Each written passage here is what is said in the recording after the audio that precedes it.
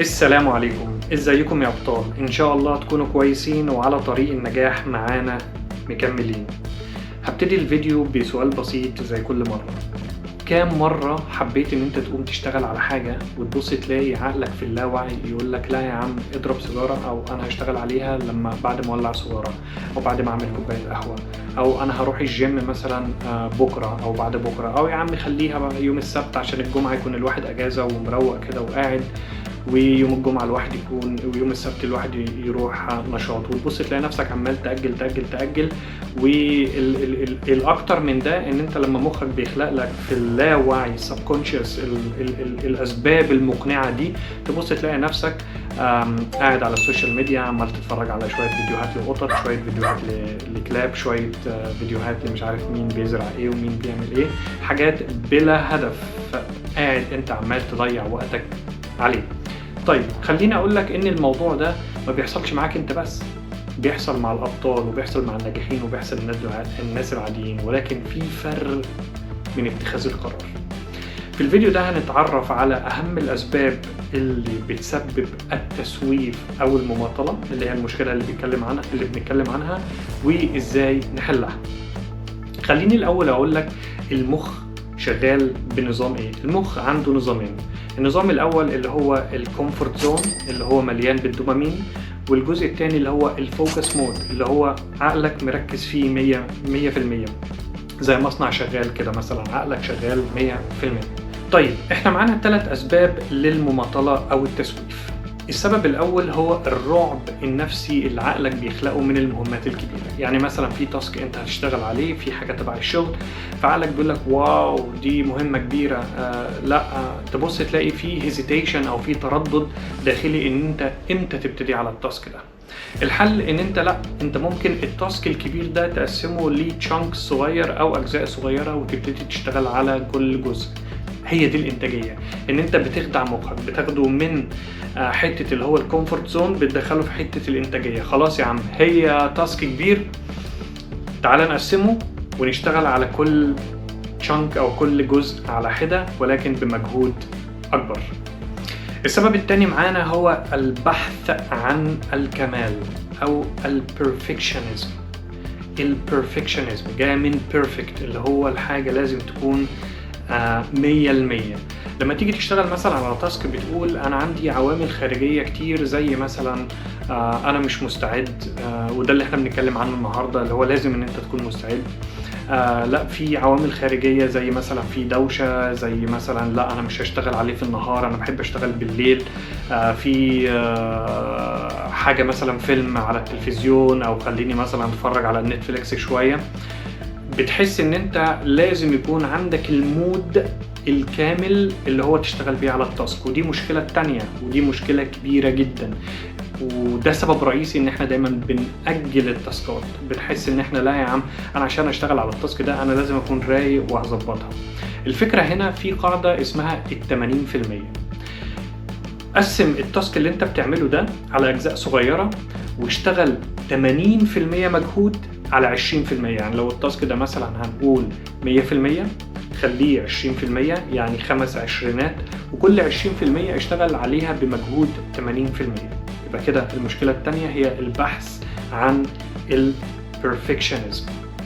السبب الثالث عندنا هو البحث عن الدوبامين. طبعا كلنا عارفين هرمون الدوبامين هو هرمون المخ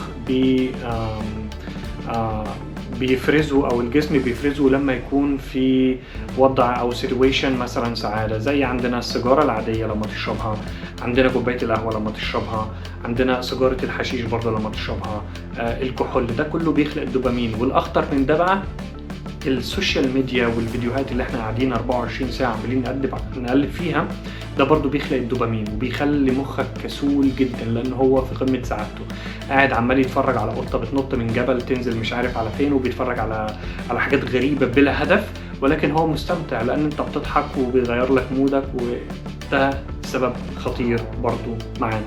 طيب نعمل ايه ان احنا لو عندنا موضوع الدوبامين ادكشن ده اللي هو الادمان على الدوبامين؟ في حاجه اسمها ديتوكس دوبامين. الديتوكس دوبامين اللي هو تو جيت ديتاتشد، وانا قلتها في فيديوهات قبل كده، اللي هو تفصل نفسك عن السوشيال ميديا. يعني مثلا انت صاحي من النوم، بدل اول حاجه تبص فيها الموبايل وبعد كده فيديو ورا فيديو ورا فيديو، تلاقي نفسك ساعه قضيتها على السرير وانت مش حاسس ان انت قضيت الساعه دي. لا خلاص، في روتين. اول لما تفتح عينك قوم صلي، قوم العب رياضه، قوم رتب يومك، قرر هتعمل ايه في يومك. دي السبب الثالث من اسباب ضياع المستقبل. طيب ايه الحلول السحريه السريعه اللي احنا ممكن نتخلص بيها من المشاكل دي؟ في عندنا 3 قواعد. القاعده الاولى هي قاعده ال5 ثواني، وجربها. انا بجربها كتير جدا لما احس ان انا مكسل. يعني تخيل ان انت مثلا نايم على السرير وفي حاجه لازم تعملها لنفسك، تعملها للبيت، تعملها يعني مشوار whatever. فكر او خد العقل من اللاوعي اللي هو بيدور على الدوبامين، حطه في الوعي ب5 ثواني. عد من 5 ل1 تنازلي. 5 4 3 2 1 وقوم. انت كده خطفت عقلك، خطفت جسمك من ان هو مستني الدوبامين ومستني الحاجات اللي هي الريلاكس وان انا قاعد على السرير ومأنتخ ومستقنيس.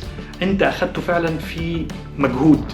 وخد بالك يعني سبحان الله، ربنا خالق اجسامنا وعقولنا بطريقه انها تتأقلم مع اي وضع هي موجوده فيه او اتحطت فيه. طبعا الا اذا كان ان انت في السرفايفل مود مثلا ومش لاقي تاكل ولازم تخرج تصطاد ارنب وبتاع، ده انت مجبر هتعمله عشان ان انت جعان او هتموت من الجوع. لكن احنا بنتكلم على التاسكات اليوميه اللي هو انت عندك اختيار اعملها او ما اعملهاش.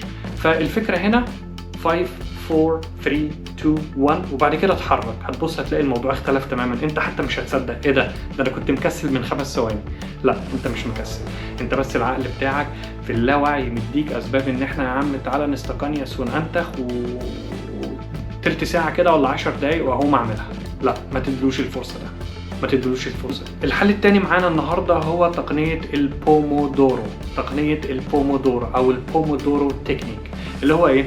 تشتغل 25 دقيقة على التاسك. هنتخيل ان هو تاسك كبير، هتخصص 25 دقيقة اللي هو بيبقى فعلا انت او العقل او الجسم يقدر يركز او في البيك بتاع التركيز، وبعد كده بيبتدي المنحنى ينزل.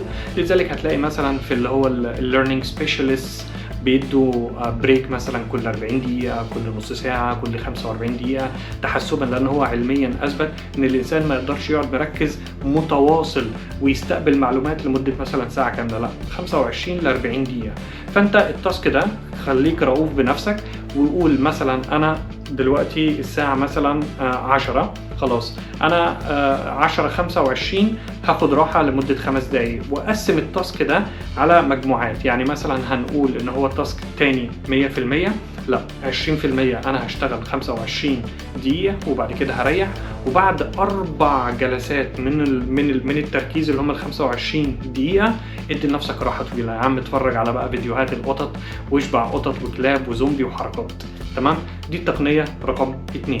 التقنية رقم 3 قاعدة الدقيقتين، the 2-minute rule.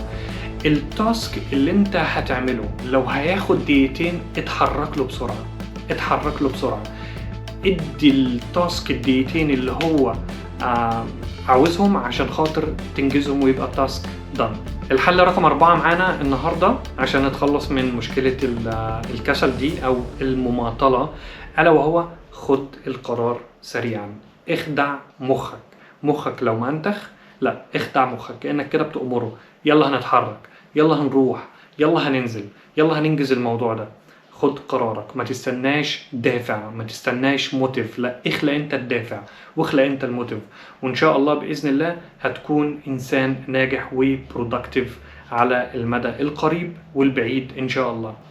طيب عشان نلخص الفيديو ده، عاوز اقولك ان النجاح مش ان انت تكون عبقري، لا النجاح ان انت تاخد خطوة.